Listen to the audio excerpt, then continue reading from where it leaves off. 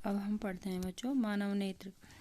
हमको पता है कि मानव नेत्र एक ज्ञानेंद्रिय है जो प्रकाश सुग्राही होती है, यानी प्रकाश को ग्रहण करने के लिए बनाई जाती है। और प्रकाश की आवश्यकता हम पहले पढ़ चुके हैं कि प्रकाश वह ऊर्जा है जो विभिन्न वस्तुओं को देखने में सहायक होती है, लेकिन उस प्रकाश ऊर्जा को हमारे शरीर की जो आँख होती है वो ग्रहण करती है और उस वस्तु के आधार पर जो वस्तु प्रकाश के द्वारा हमको दिखाई देती है उस वस्तु का प्रतिबिंब वास्तव में जो हमारी आँख होती है वो उसका प्रतिबिंब बनाती है और उसकी सूचना हमारे मस्तिष्क को देती है। तो हम देखते हैं कि हमारे आँख की संरचना किस प्रकार की होती है और किस प्रकार से वह कार्य करती है। तो जो हमारी आँख होती है बच्चों, जो पूरी जो संरचना होती है इसको कहा जाता है नेत्र गोलक। और नेत्र गोलक का केवल ये वाला हिस्सा हमको बाहर से दिखाई देता है, ये पूरा हिस्सा जो है हमारे अंदर की ओर रहता है। अब इसमें हम आते हैं सबसे पहले इस बाहर के हिस्से पर। जो बिल्कुल बाहर होता है आँख का, ये एक पारदर्शी हिस्सा होता है। पारदर्शी इसलिए होता है, तो अगर अपारदर्शी हो तो प्रकाश किरण यहाँ से बाह्य वातावरण से कैसे आँख में प्रवेश करेगी। तो ये पारदर्शी हिस्सा होता है, इसे कहा जाता है कॉर्निया या स्वच्छ मंडल, जो हमें हमारा बाहर से दिखाई देता है। इसके बाद इस कॉर्निया और स्वच्छ मंडल के बीच में जो ये खाली स्थान पूरा भरा हुआ होता है, इस खाली स्थान में एक तरह का द्रव होता है, जैसे हमने मस्तिष्क में पढ़ा था। ये द्रव भी हमारा जो है पारदर्शी होता है और इस द्रव को कहा जाता है नेत्रोद या एक्वस ह्यूमर, जो यहाँ पूरा भरा हुआ होता है, यहाँ ये पूरा, और इसको नेत्रोद या एक्वस ह्यूमर कहा जाता है। कॉर्निया के पीछे हमारी जो संरचना होती है आँख के लिए, वो मुख्य संरचना जो हमारी होती है वो है हमारा अभिनेत्र लेंस, जिसको जो लेंस के प्रकार में उत्तल अभिनेत्र लेंस उत्तल लेंस होता है।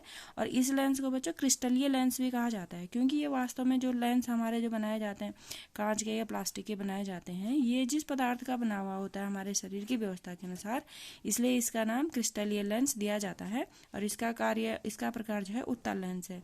तो इस उत्तल लेंस और कॉर्निया के बीच में जो संरचनाएं होती हैं कि किस तरह से ये उत्तल लेंस कार्य करे, तो वहाँ पर एक संरचना होती है। ये जो ऊपर और नीचे से आपको ये दिखाई दे रहे हैं, ये वाली जो संरचना है, ये और ये, इसको और इसको नाम दिया जाता है पक्षमाभी पेशियां या सिलिएटरी मसल्स। इन पेशियों का कार्य होता है लेंस के आकार में परिवर्तन करना। हम जो मनुष्य की आंख होती है वो दूर की वस्तुओं को भी देखती है और पास की वस्तुओं को भी देखती है। इसके लिए इसके आकार में, लेंस के आकार में परिवर्तन होना आवश्यक होता है। और इसके लिए उत्तरदायी ये दोनों की दोनों जो ये पक्षमाभी पेशियां हैं, जो मैंने अभी आपसे कही, पक्षमाभी पेशियां उत्तरदायी होती हैं। पक्षमाभी पेशियां दूर और पास की वस्तुओं को देखने के लिए इस तरह से सिकुड़ती हैं या फैलती हैं। अब देखिए, जब वो सिकुड़ेंगी तो उस दबाव से जो हमारा जो लेंस होता है वो पिचकता है और वो मोटा हो जाता है। मोटा होने के कारण फोकस दूरी ज़्यादा हो जाती है।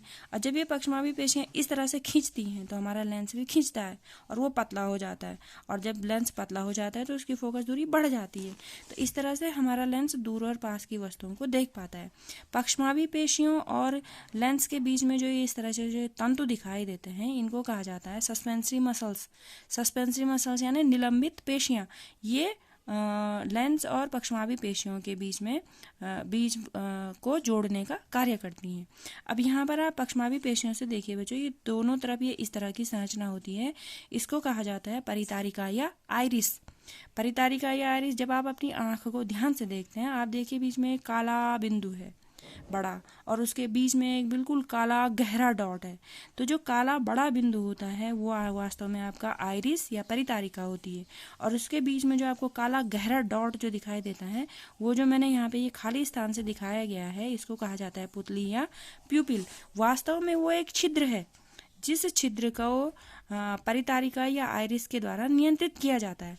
आपने देखा होगा, जब हम प्रकाश से बाहर धूप से अचानक अंधेरे में जाते हैं तो हमको थोड़ी देर तक कुछ नहीं दिखाई देता है, क्योंकि बाहर अधिक मात्रा में प्रकाश होता है। अगर उतनी अधिक मात्रा में प्रकाश हमारे लेंस तक पहुंच गया तो हमारा लेंस और हमारी जो आँख होती है उसको नुकसान पहुंच सकता है।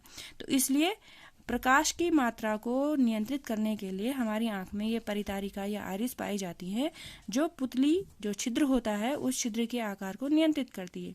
जब हम बाहर धूप में जाते हैं तो ये आइरिस जो है फैल जाती है और यहाँ तक आ जाती है आपकी। आयरिस फैल करके आपके यहाँ तक पहुँच जाती है। तो पुतली जो छिद्र होता है वो जो है छोटा हो जाता है, जो हमारी प्यूपिल होती है छोटी हो जाती है। तो कम मात्रा में प्रकाश लेंस तक पहुँचता है। जैसे ही हम अंदर अंधेरे कमरे में आते हैं तो जो प्यूपिल होती है वो छोटी रहती है। हम अंदर आते हैं तो अंदर प्रकाश की मात्रा कम होती है, जिस कारण प्यूपिल से जो है कम मात्रा में प्रकाश अंदर जाता है और हमको थोड़ी देर तक कुछ नहीं दिखाई देता है।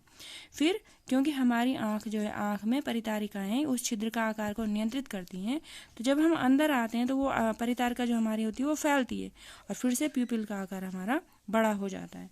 तो इस तरह से जो परितारिका या आइरिस जो होती है वो प्यूपिल या पुतली के आकार को नियंत्रित करती है, जिससे कि हमारी आँख में पर्याप्त मात्रा में प्रकाश जा सके, न अधिक न कम।